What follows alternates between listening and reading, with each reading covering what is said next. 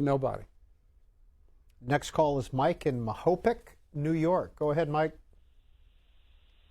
Yes, good afternoon. I take exception with Mr. Howard's disrespectful and naive sort of perception of the police. After graduating from Boston University, I spent over 20 years working in the 3-2 precinct in Central Harlem. And lawyers like himself have absolutely no idea whatsoever how busy and how dangerous that job actually is. Give us an example of where you take exception with what he had to say. He seems to insinuate that police officers in this country are sort of unduly shielded and guarded by their unions, which isn't the case, especially in New York City.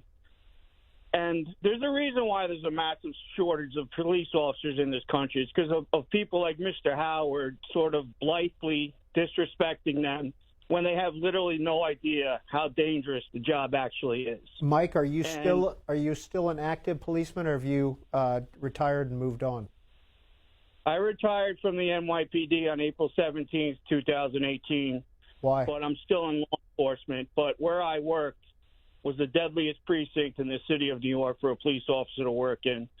And the average person literally has no idea on a daily basis how extremely dangerous and busy that job actually is. And that there's a reason why there's a shortage of police officers, because the trend in society in America the last few years, this sort of routine, sort of blithe disrespect. You know, people like myself, we didn't have to become police officers. I could have done anything I wanted to. And I think it's manifesting itself in this country in a lot of different ways.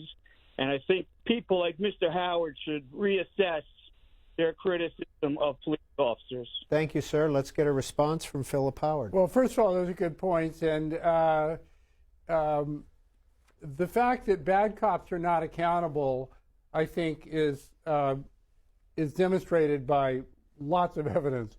But your point about most cops being good cops and how hard a job it is an incredibly important point. We obviously need policemen. We obviously need to compensate them well, treat them fairly. I was talking to a former head of a precinct in New York City recently who agreed with you that New York City does not have the same accountability problems that other big cities do in police. So he would agree with your statement there. But you fundamentally have to have a system where the misbehavior, you don't have the kind of the blue wall of silence or whatever they call it, where nobody rats on anyone else. People don't interfere with others, like these young kids who were watching Derek Chauvin with George Floyd. And one of them said something, but then quieted down. Well, you need to have a culture, I think, in any good police force where the policemen are willing to disagree with each other and to say, no, this is excessive, you shouldn't be doing this. And there's a lot of evidence that we don't have that culture, at least in most police forces. A little less than an hour left in depth with Philip Howard. 202 is the area code. 748-8200 if you live in the East and Central time zones. 202-748-8201 for those of you in the Mountain and Pacific time zones. Also, you can send a text if you can't get through on the phone. 202-748-8903. Please include your first name and your city if you would. Cornelius is in Alexandria, Louisiana. Cornelius, go ahead. Hey, Peter, and I want to make a comment first to you, Peter. I hope on Juneteenth next month you'll get Carol Swain, Be the People. She would be a great guest. She's been on this program already, Cornelius. Oh, okay. Well, that's all right. That's all right. But anyway, let me go to Howard. Mr. Howard, my name is Cornelius White, and I disagree with the caller that was a cop in New York. I was a military police officer here in Louisiana, in Alexandria, Louisiana, and cops do a fine job, but they're getting blasted by all these different people with sometimes false charges and stuff like that.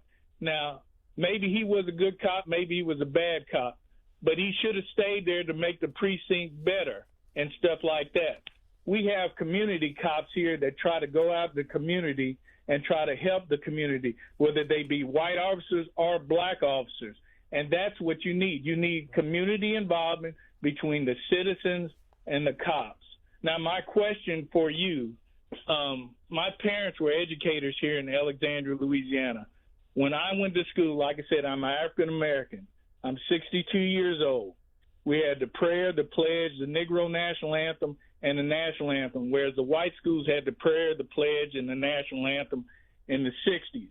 When the Supreme Court took all that stuff out, took out the Ten Commandments, the Bible, and all like that, to me, the devil stepped right in. If you listen to Paul Harvey, if I were the devil, this is what I would do. So if you ever heard of Paul Harvey and you ever heard of that, you'd understand. All right, Cornelius, thank you, sir.